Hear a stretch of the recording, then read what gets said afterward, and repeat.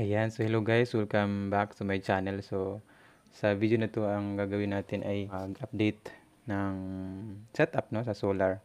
Saka isama ko na rin yung mga videos ko dati na hindi ko na upload. So isama ko diyan yung installation, yung wiring galing sa solar panel papunta sa mismong device, no. Ilagay ko rin diyan yung wiring diagram para meron kayong guide kung gusto niyo sundan. Ilagay ko rin diyan yung mga accessories na nabili ko sa Shopee. So lahat naman to ay online lang, no.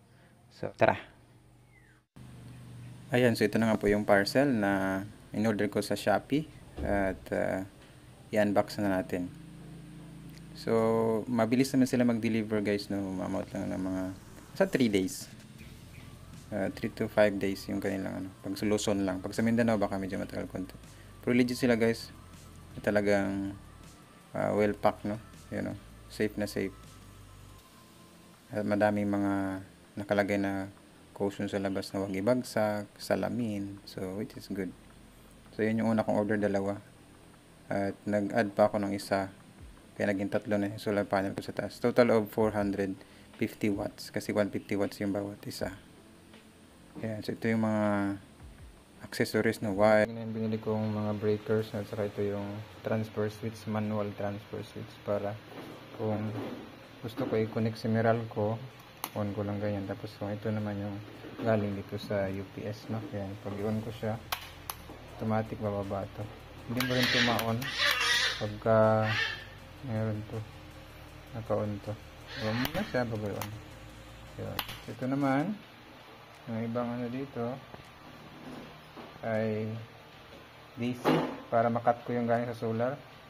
Ito naman yung pag may surge, idaan ko rin yan dito para kung may kidlat ito yung sasalado sa ground niya.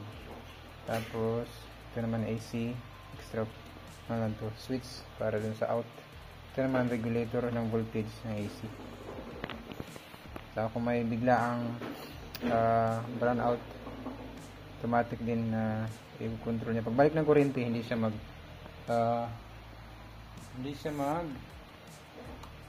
may delay siya, you know? May delay ilang seconds bago ibubuhay niya for safety na rin.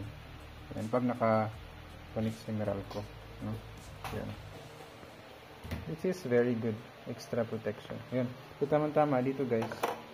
Dito ko na siya ikabit, no? Kasi yung butas dito. Para dito sa dalawa. Ayan. So dyan ko siya ikabit naman. Tapos yung sa kabila, para hindi na ako magbutas dito, ang ginawa ko ay ginamitan ko lang itong tape na ganito para dito, para kapit na kapit yan dito. Yun.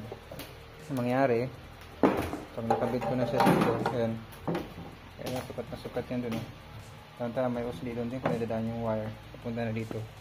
Pag natapos na, videohan ko ulit. Ayan. So tama yan guys, yung butas dito sa baba saka sa taas, oh, fit na fit doon. Yun. Alright. So yan. Ito nga pala guys yung diagram na ginawa ko sa wiring. So post nyo lang yung video kung gusto nyo sundan.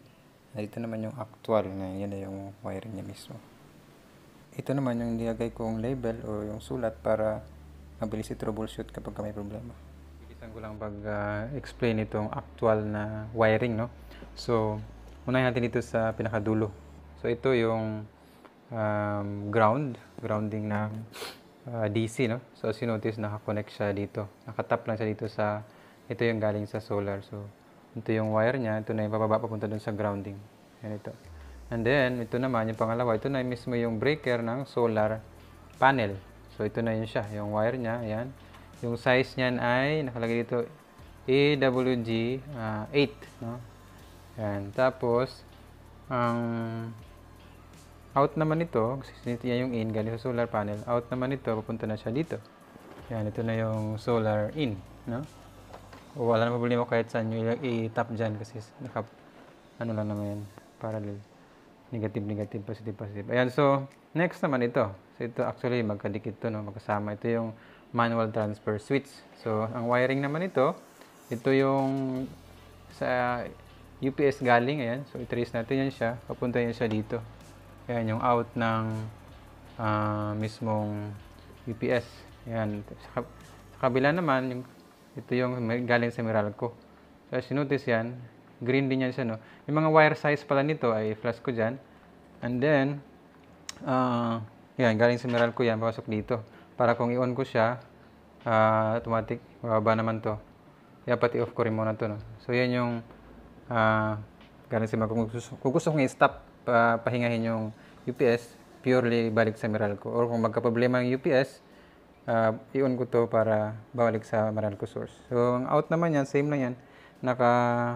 Ano lang yan sa itong linya na to, tap dito sa kabila, ito naman isa, tap dito. Tapos yung black, yan yung out, papunta na sa outlet. Yung sukat niyan ay flash ko rin yan. And then, ito naman, ito na yung sa AC in ng charge dito, no? So, para hindi na ako magsaksak. So, nakatap lang yan siya dito sa kabila. Yung galing sa Meralco. Yung out, punta yan siya dito. And then, saksak. Punta na yan siya dito. So, in short, pag naka-off to, hindi yan siya mag-charge sa Meralco kasi dito nga yung control niya. Para hindi rin ako saksak. Yan. So, ito naman last. Ito na yung mismong relay, no? Protection. Para kung mag-burnout si Meralco or bigla ang burnout, hindi agad siya, pagbalik ng kuryente, hindi agad siya babalik. May delay konti para mag-stabilize muna yung voltage bago siya magbato ng yun, yung wiring niya. Papunta na yan dito sa ayan dito. Yun. Alright. So, yun lang. Kung may tanong ko, comment lang yun sa baba. Salamat.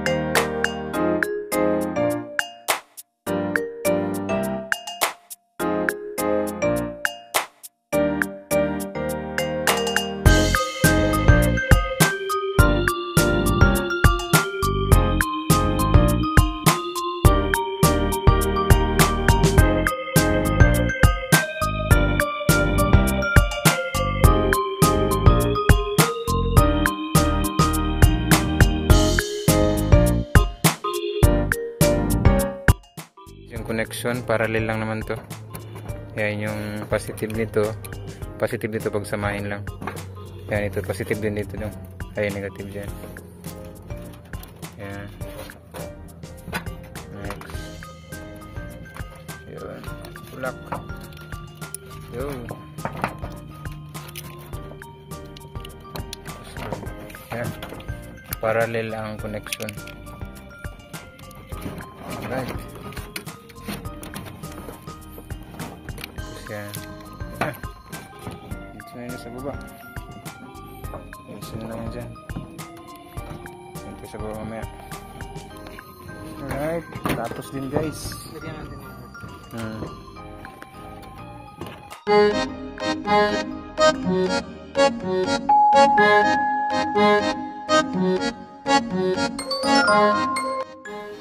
This is me cleaning the solar panel after 3 months. I also added this one to protect from the dust. Cleaned every week.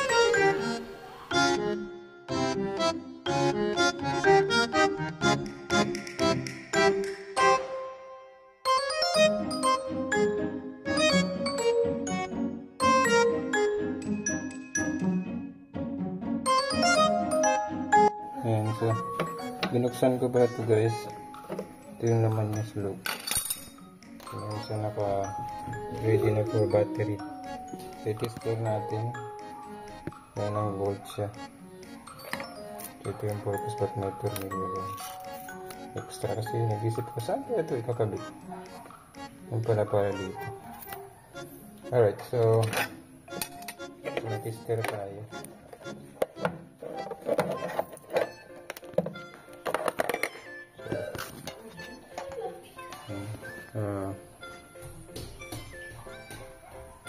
Lagyan natin dito sa 50 na yung volt tapos DC. Yan, tapos test natin kung ilang volts. Dapat magpasensya dito sa yung gamitin natin itong gitna. Dapat dyan sa banda para 12 volts, ito yung 50. So yung gitna na gamitin natin. Alright, so sorry, analog yung tester ko, yung aking digital ay hindi gumagana na. So ito na lang. Ito, dikit natin. Negative, positive. So, calso. Yun. So, bumalo siya ng 12 volts. No? So, ibig sabihin, ay naka-ready na talaga siya. Working yung, ano na yan, yung terminal. Alright.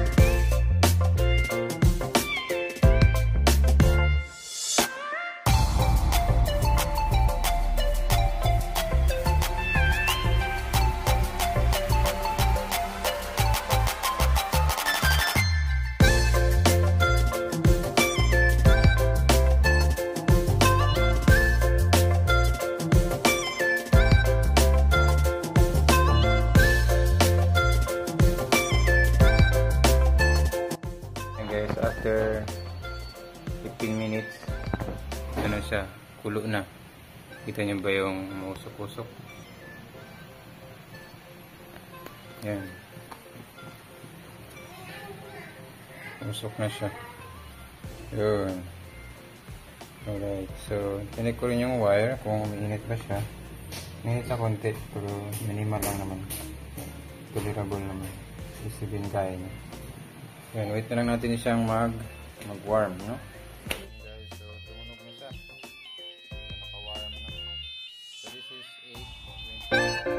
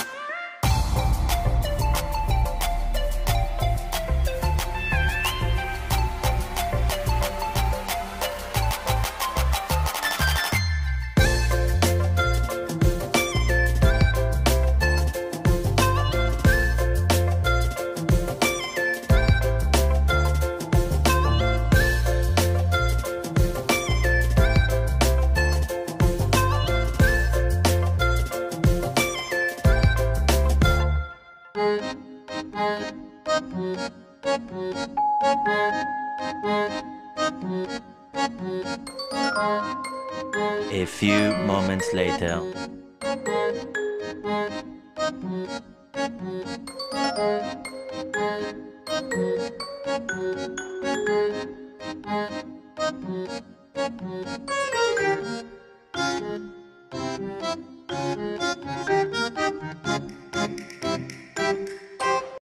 Ayan, so nakarating ka sa dulo ng ating video. So ito ay mag 8 months na ginagamit ko, no? Yung UPS, araw-araw ko yung ginagamit. Pag gabi, nakabalik sa Meralco pag araw, naka-solar. Ito pinapagana ko sa washing machine, ref, washing machine, at saka yung rice cooker na 12 volts. Araw-araw yan na yung nagamit namin pag magsaing, no? Of course, kasama na yung electric fan, itong electric fan, meron din sa room 2 electric fan, so 3 lahat, at mga ilaw. So yung load niya every day, no? Ng solar na ito. Sa mga nagtatanong kung kaya ang aircon na 1 HP, hindi po kaya. 0.5 pwede pa. Of course, pati plancha, hindi po nito kaya. So huwag niyo po i-load yan. So again, kung meron kayong tanong, huwag kalimutang i-comment yan sa baba at subukan natin sagutin. Yun lang guys. Bye-bye. See you in our next video.